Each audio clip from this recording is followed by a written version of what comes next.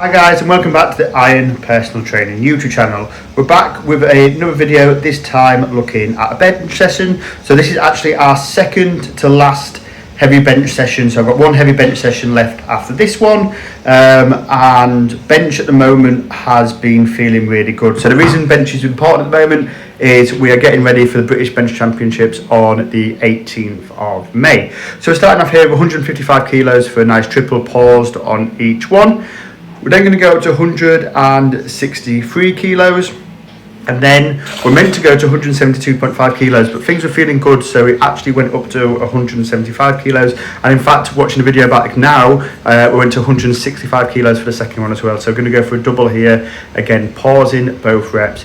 I have to say my bench has been feeling fantastic. On the run up to my last show, my bench was feeling absolutely magical, and then we did a 1,000 kilo bench press challenge for St. Luke's Charity at our gym, and I did 2,080 kilos with 2,080 reps with 60 kilos, and it absolutely obliterated me, I'm not going to lie. And my bench was a bit down when it came to my next competition, but because things were feeling good, I decided to go for this 175, and that means that I can go for 177.5, which I'd like to do for my second attempt in the comp next week. So as we're getting set up, we've managed to rope somebody into giving us a handoff, which is very helpful as well. I do feel like with the bench I get a lot off a handoff. It just means that you can stay in a better position. I think sometimes when you unrack yourself, you kind of slip out of position a little bit.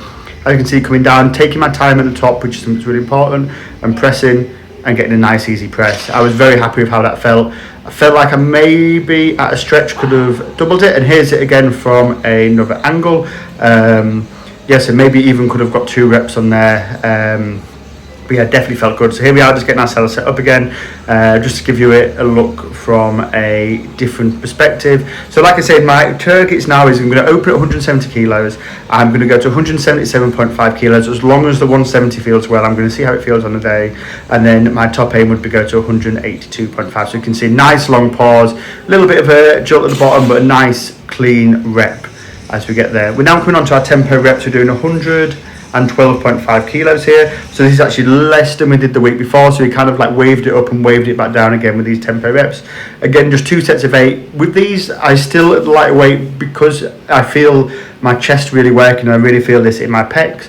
So the idea here is, like I've explained in videos before, is we're not doing it to a set tempo, we're just doing it for as much control as we can have on the way down. So that means even when you drop into a lighter weight, you can still be working as hard as you were before. You're just doing it on a lighter weight because you can control it down for longer, so you're still getting that benefit. And like I say, the only thing that can ever usually throws me off on the bench is if I lose that little bit of control in the bottom and I can't explode out of that bottom position quite as well. But really happy with how these are feeling, really happy with how the 175 felt. Definitely feeling confident for a 177.5 in competition. Obviously doing it as a single lift competition rather than a full power competition should make it a little bit easier as well. But yeah, really happy with bench. Like I say, I'm feeling very confident going to the competition, and we'll show you in an upcoming video how it went when we went for the 177.5 as well. We'll then come on to some seal rows. So again, 3 sets of 10 at 85. And then 1 set at 60, just doing as many reps as possible. Again, seal row, great way of doing row variations because it takes a lot of pressure off the lower back. We then come on to some pull downs. So we swapped the pull downs. Now instead of doing a minutes, we're just doing heavy pull downs. So I think we're on about 65 to 70 kilos. Obviously different pull down machines, different weights mean different things, so it doesn't really matter how much weight you're doing on a pull down as long as it's nice and heavy. We then come on to our close grips to the pad. We've got 115 kilos on here. We do 3 sets of 10. So what we've got on here is an Elite FTS shoulder pad. So it basically means that the bar isn't going all the way down to my chest, which means that the triceps are doing a lot of the work, especially obviously in that close grip variation as well. And you're taking the chest out to make it much more of a tricep exercise, and it's catching the triceps in that area where your bench crosses over from chest into triceps, so it's really good for training that kind of area if that's a position you're weak with.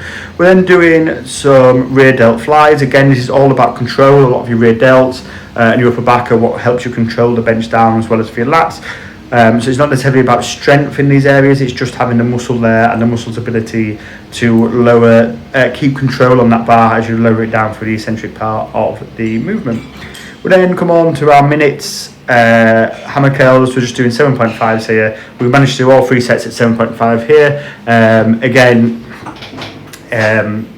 Just like doing anything for a minute feels hard. Like you really don't need a lot of weight. I see a lot of people doing these kind of exercises and then just put far too much weight on the movement, and they basically just do like a set of 10. So I think doing it a bit lighter is definitely the way forward, and just really pushing those reps. So again, we're just trying to build a muscle. This is going to help us stop us getting any bicep tendonitis as well from doing a lot of heavy pressing. So yeah, I would recommend doing these, especially if you do get that bicep tendonitis. Obviously going to help a little bit with forearm strength as well. So it's just going to have a better crossover to the bench. Obviously the reason we train biceps in bench again is it's a stabilizer muscle, so you don't need big huge biceps, you just need them to be able to take the strain of the bars that comes down. And by doing it for a minute as well, you're also training against that lactic acid buildup, so they're going to be able to last for longer. Now doing some heavy pull downs. We're on 35 kilos here, I do believe. I've really enjoyed doing these are taken from Justin Kolb, and again I feel like my triceps have really benefited from these heavy single arm pull downs. Like you can see, it's not easy. We're really having to put a lot of effort into these as well, probably using a little bit of the body to help me get them down, but that's fine, as the tricep is doing most of the work. As you can see, I'm not swinging my body, maybe just have a little bit of a lean in it to take a little bit of tension out.